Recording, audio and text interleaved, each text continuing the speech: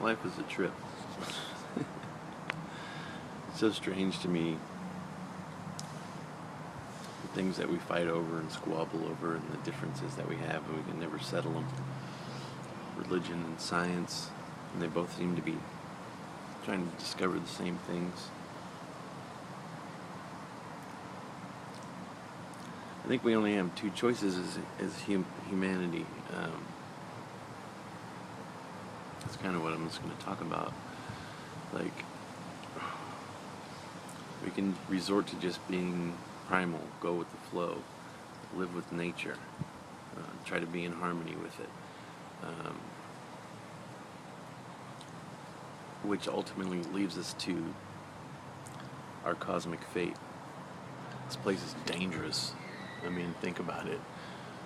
At any moment, something can come blasting through our atmosphere and just destroy us, or the whole planet, or half of us, or just put us back into the Stone Age. It only takes a couple generations to be cave people again, or to be back to that level. And our other option is to reach for the stars. And, you know, it seems like the powers that be are struggling for one thing, and human consciousness is always struggling for the other thing. It's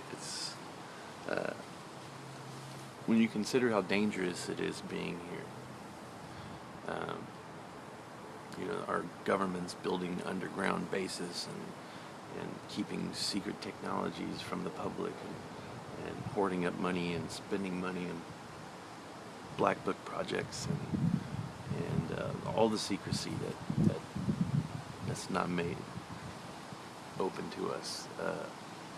Can you really blame them? I mean, considering we live in such a dangerous place. Now, I know our lives are short. Maybe, you know, in the cosmic cycle, in the cosmic wheel, we might get one day on the great year. The backwards movement through the clock. It's like 72 years is one day. That's just about the average lifespan. If we could extend our lifespan and reach out beyond the stars, maybe we get an extra 100 years, or maybe we get to a point where our conscious can be carried on. But let's just say we never achieve that. Why not reach for the stars? Why not go up there and try to create our own cosmic fate, as opposed to succumb to the randomness of creation? And, you know, the only way we can get there as a group is to funnel all of our attention into it, or let groups of people funnel attention into it while we support everything else going about our lives. But so many people are so fearful of everything, and so, you know, maybe we don't need to have all that information. Maybe there's certain things that the powers that be keep from us because it'd just fucking blow our mind or something. I remember reading a story once about some missionaries taking a little boy from New Zealand. He was a really bright little boy, and it was from it was from a group of tribespeople that they found that, you know, had never seen Western civilization, and they were kind of introducing him to it. He was one of the brightest kids. He did really good in mathematics and grammar and reading and writing. And they decided to take this little boy into the city. So I think they took him from New Zealand into Sydney. And when he got there and saw everything, cars, buildings, the infrastructure, the technology, the light years ahead, the future. From what I read in the story is that when they brought him back to his village, he went into shock, and he literally died. As Americans, we see so much shit on TV, and we watch so many movies that we're desensitized to a lot. There's probably a lot of people where if a spaceship came down out of the sky, we'd be a little bit amazed, but we wouldn't be so terrified that we'd want to hide under a rock. We'd be curious. Whereas there's many people who would probably die, drop dead from a heart attack, just like that little boy.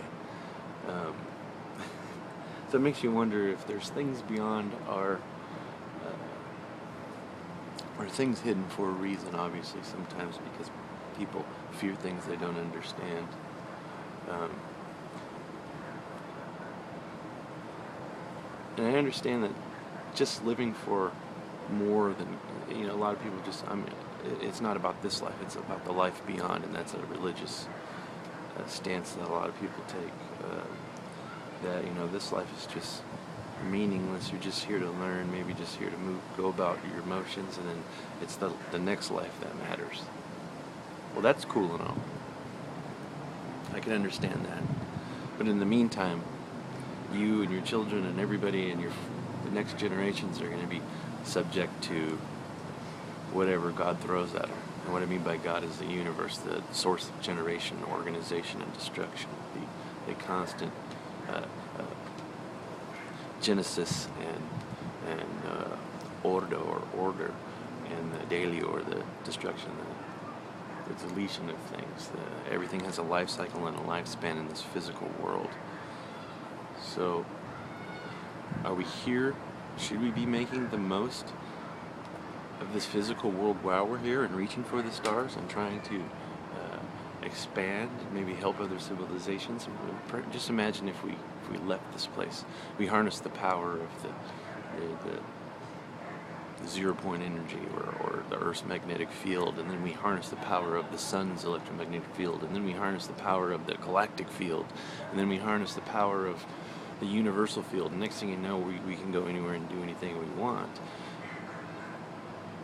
Our lives may be short, but can they still be relevant? Can we still go around? Can we help people? Can we help other civilizations? Can we find a dying planet and perhaps intervene? Or the philosophical question, should we? It's such a weird thing to think about. Progress or just go with the flow, And I think that's the ultimate struggle. There's good and there's bad and there's duality to everything. But the big human question is, do we just, obviously there's a drive here. Our culture, that we're breeding right now in this order, this new world order, or whatever the hell you want to call it. We're pulling people out of the jungle. There's not a lot left. And those people in the jungle, they still live by their shamans who are rooted into the plants and to the sacred psychedelics that would take them into these other dimensions, these other worlds where the spiritual world is more important than this material world, this physical plane.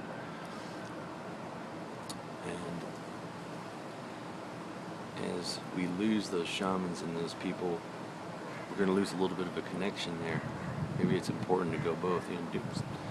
This gets all into psychedelics and all kinds of other subjects and such, but what I was trying to just focus this video on is, what should we do as humanity? Should we wait around for the return of the Christos or the God? And is it a spiritual being that's going to come back and resurrect us, or is it this creator being that maybe influenced us from somewhere out in the cosmos at some point that's going to come back? Some people think it's aliens, some people think it's an inner light being, and some people think it's God, the creator or the source. It's so confusing. I just go with the flow. I enjoy modern technology. I enjoy using this cell phone. It just happens to be running on the mathematical algorithms that the fruit of knowledge in the forest runs on to heal the biosphere, which is strange. I think maybe we'll never know. Maybe we won't have a chance to grow. We've been around supposedly, modern science says, for 200,000 years. Well, just 12,000 years ago, there was a devastating comet impact or something catastrophic happened where, most of the megafauna over 100 pounds died off around the globe. Little ice age happens. That was just so many generations ago, and then we have things like Santorini exploding and causing massive devastation. The Earth can change on a whim. We've had flash freeze ice ages happen where mammoths are frozen solid with cud in their mouth.